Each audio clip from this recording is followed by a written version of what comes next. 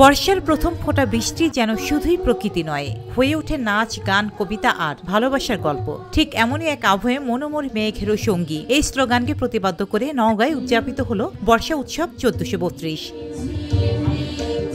শনিবার রাত 9টায় শহরের প্যারিমোহন লাইব্রেরি গ্রন্থাগারে শুরু হয় এই আয়োজন। শুরুতেই দলীয় সঙ্গীত পরিবেশিত হয়, এরপর একে একে মঞ্চে উঠে আসেন স্থানীয় শিল্পীরা। নাচ, গান, আবৃত্তি সবকিছু মিলিয়ে যেন মনে করিয়ে দিচ্ছিল বাংলা সংস্কৃতিতে বর্ষা শুধু ঋতু নয়, এক আবেগের নাম।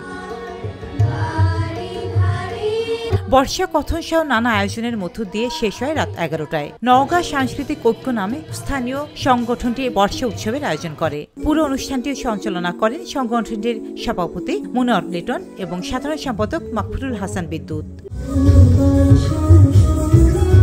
শিল্পীদের পরিবেশনায় উঠে এসেছে গ্রাম বাংলার প্রকৃতিতে বর্ষার আবেদন আর মানুষের সঙ্গে প্রকৃতির চিরন্তন সম্পর্কের কথা। আয়োজকরা বলেন, প্রকৃতির প্রতি ভালোবাসা, প্রজন্মের মেলবন্ধন আর হারিয়ে যাওয়া সংস্কৃতি স্মরণ করিয়ে দিতেই এমন আয়োজন।